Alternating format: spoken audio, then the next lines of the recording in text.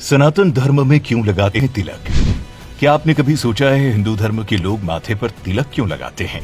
आखिर क्या है इसका महत्व? आपने कई बार लोगों के माथे पर तिलक लगाए देखा होगा, फिर चाहे वो स्त्री हो या पुरुष। बता दें, सनातन धर्म में ये तिलक आदिकाल से माथे पर लगाने की प्रथा चली आ रही है।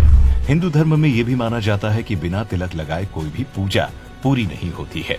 धार्मिक मान्यताओं के मुताबिक माथे के एकदम बीच में भगवान विष्णु का निवास होता है। उसी जगह पर ही तिलक भी लगाया जाता है। मान्यता है कि इससे भगवान विष्णु प्रसन्न होते हैं। वहीं महिलाएं इसे माता रानी का आशीर्वाद मानकर अपने माथे पर लगाती हैं।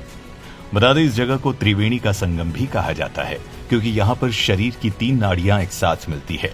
यही जगह मन के गुरु का भी होता है, इसीलिए इसे काफी महत्वपूर्ण माना जाता है। इस स्थान पर तिलक लगाने से मन की एकाग्रता बढ़ती है और व्यक्ति का तेज बढ़ता है। हमारे शरीर में ऊर्जा के साथ छोटे छोटे केंद्र हैं, जिन्हें चक्र कहा जाता है, और ये चक्र अपार शक्ति के भंडार हैं। तिलक या टीके को माथे के बीचों बीच लगाने से वहां पर आज्ञा चक्र होता है। हमारे शरीर के 7 चक्रों में से ये सबसे महत्वपूर्ण स्थान है। आज्ञा चक्र स्पष्टता और बुद्धि का केंद्र है। यहाँ पर शरीर की 3 प्रमुख नाड़ियां इडा, पिंगला और सुषुम्ना आकर मिलती हैं। मान्यताओं के अनुसार सूने मस्तक को शुभ नहीं माना जाता। माथे पर चंदन, रोली, कुमकुम, सिंदूर या भस्म का तिलक लगाया जाता है। तिलक हिंदू संस्कृति में एक पहचान चिन्ह का काम करता है। भारतीय संस्कृति में पूजा अर्चना, संस्कार विधि, मंगल कार्य, यात्रा, गमन, शुभ कार्यों की शुरुआत में माथे पर तिलक लगाकर उसे अक्षत से पूरा किया जाता है। तिलक लगाने को लेकर स्कंद पुराण में बताया गया है कि अनामिका उंगली से तिलक लगाने पर शांति की प्राप्ति होती है, और वहीं मध्यमा उंगली से लगाने पर व्यक्ति की उम्र बढ़ती है।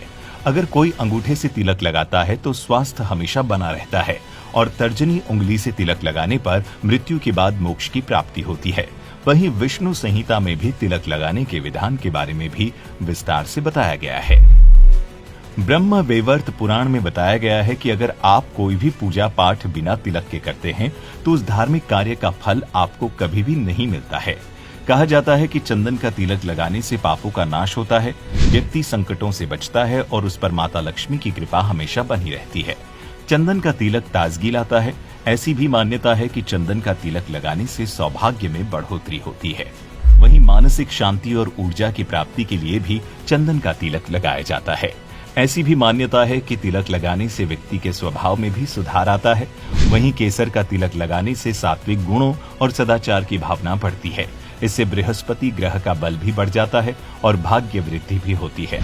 क्या आपने कभी ये सोचा है कि तिलक लगाने के बाद माथे पर चावल क्यों लगाए जाते हैं? गौरतलब है कि पूजा के दौरान माथे पर कुमकुम का तिलक लगाते समय चावल के दाने भी जरूर लगाए जाते हैं। शास्त्रों की बात करें तो चावल को हविष्य यानी हवन में देवी देवताओं को चढ़ाने वाला शुद्ध अन्न माना जाता है। एक और मान्यता के अनुसार चावल का एक अन्य नाम अक्षत भी है। इसका अर्थ कभी क्षय ना होने वाला है या जिसका कभी नाश नहीं होता है। तभी तो हम हर खास मौके पर चावल जरूर बनाते हैं। दरअसल ऐसा माना जाता है कि कच्चे चावल व्यक्ति को सकारात्मक ऊर्जा प्रदान करते हैं। यही वजह है कि पूजा के दौरान केवल माथे पर तिलक लगाया जाता है, बल्कि पूजा विधि संपन्न करने के लिए भी चावलों का इस्तेमाल किया जाता है। आमतौर पर जब आप किसी को तिलक लगाए हुए देखते हैं तो आपके मन में एक सवाल उठता है कि आखिर तिलक लगाने से क्या फायदा मिलता है? कहीं इसे केवल दिखावे के लिए तो नहीं लगाया जाता है? तो हम आपको बता दें कि तिलक लगाने का अपना एक वैज्ञानिक कारण भी होता है। दरअसल तिलक या टीका लगाने से आध्यात्मिक भावना के साथ साथ दूसरों के लाभ की कामना भी है। आमतौर पर लोग कुमकुम, मिट्टी, हल्दी, भस्म और अक्षत का टीका लगाते हैं। कुमकुम का तिलक लगाने से आकर्षण बढ़ाकर स्फूर्ति वाला बनाता है। केसर का तिलक लगाने से मान सम्मान में वृद्धि होती है। चंदन का तिलक लगाने से शीतलता मिलती है। भस्म का तिलक लगाने से अचानक आने वाले संकटों से मुक्ति मिलती है। वहीं कुछ लोग अपने तिलक को दिखाना नहीं चाहते हैं तो वे जल से माथे पर तिलक लगाते हैं।